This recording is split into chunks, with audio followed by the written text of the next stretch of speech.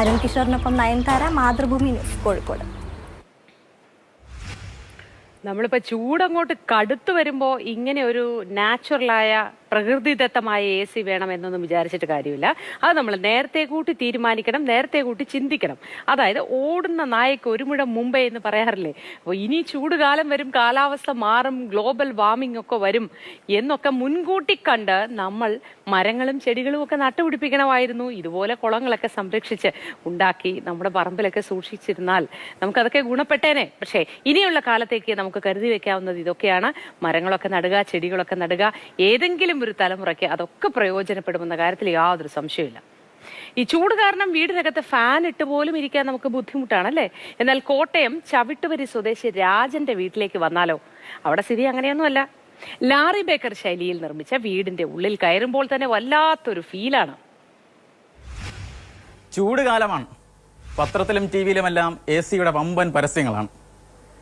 വീട് വെച്ച് 2-3 A C വയ്ക്കുന്ന കാലത്ത് ഇങ്ങനൊരു വീട് വെച്ച് ഒരു എ സിയും വയ്ക്കാതെ വിയർക്കാതെ ജീവിക്കുന്ന കുറച്ച് മനുഷ്യരെ ഞങ്ങൾ നിങ്ങളുടെ മുന്നിലേക്ക് അവതരിപ്പിക്കുകയാണ്. വാ.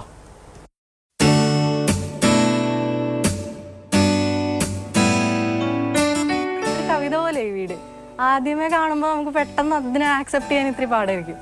പിന്നീട് വായിച്ച് വായിച്ച് വായിച്ച് വരുമ്പോഴേക്കും അതിനോട് പ്രണയം തോന്നും. അതുപോലെയാണ് ഇപ്പോൾ ഈ വീട്ടിലുള്ള, ശരിക്കും പറഞ്ഞാൽ എൻ്റെ സഹജീവികളും എല്ലാവരുമാണ് എനിക്ക് ഇത് ഭയങ്കര ലക്ഷറി എന്ന് പറയുന്ന കോൺസെപ്റ്റ് മാറിയിട്ട് ലക്ഷറി എനിക്കൊരു കംഫർട്ടായിട്ട് മാറി. കംഫർട്ട് ഇസ് മൈ ലക്ഷറി എന്ന് പറയുന്ന പോലെ ആ ഒരു കോൺസെപ്റ്റിലേക്ക് ഞാൻ എത്തി.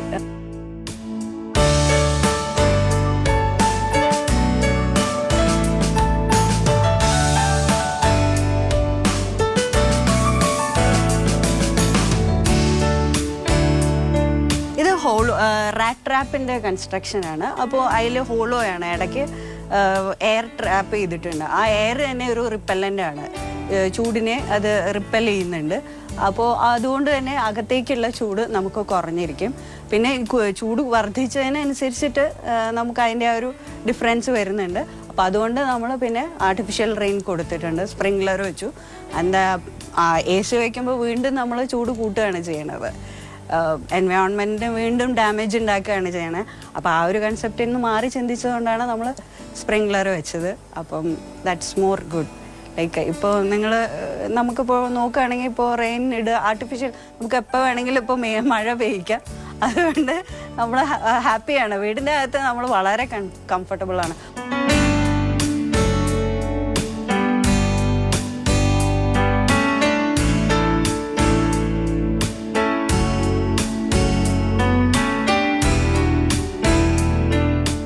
ഇതെല്ലാം നമ്മൾ ചെയ്തിരിക്കുന്നത് ഉപയോഗിച്ച് കളഞ്ഞിട്ടുള്ള മെറ്റീരിയൽ കൊണ്ടിട്ടാണ്.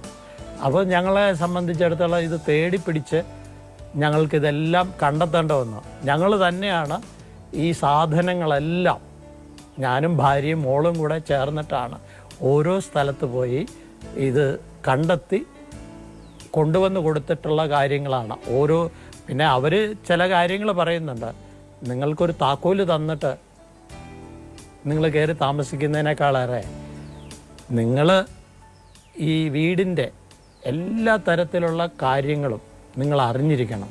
പിന്നെ ഒരു കുട്ടി ജനിക്കുമ്പോഴുണ്ടാവുന്ന ഒരിതുണ്ടല്ലോ, ബർത്ത്, വീടും അതേപോലെ ഒരു ജനനം തന്നെയാണ്.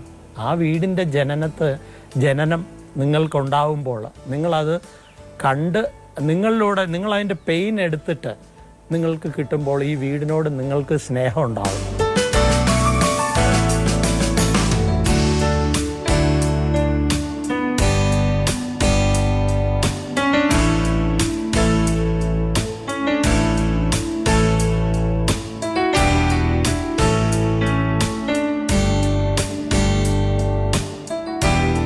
ക്യാമറമാൻ ജോബിൻ തേക്കടിക്കൊപ്പം ഷിനോജസ്റ്റി, മാതൃഭൂമി ന്യൂസ്, കോട്ടയം.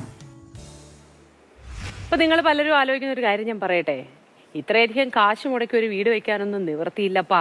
ഇങ്ങനെ ഒരു കൃത്രിമ മഴയൊന്നും നമ്മളെ കൊണ്ട് സാധിക്കുന്നില്ല. ഈ ചൂടൊക്കെ താങ്ങാനല്ലേ ഞങ്ങൾ പാവപ്പെട്ടവന് പറ്റൂ എന്നല്ലേ ആലോചിച്ചത്. സാധാരണ മനുഷ്യനും ഇതുപോലത്തെ വീടൊക്കെ നിർമ്മിക്കാം. ഇതുപോലത്തെ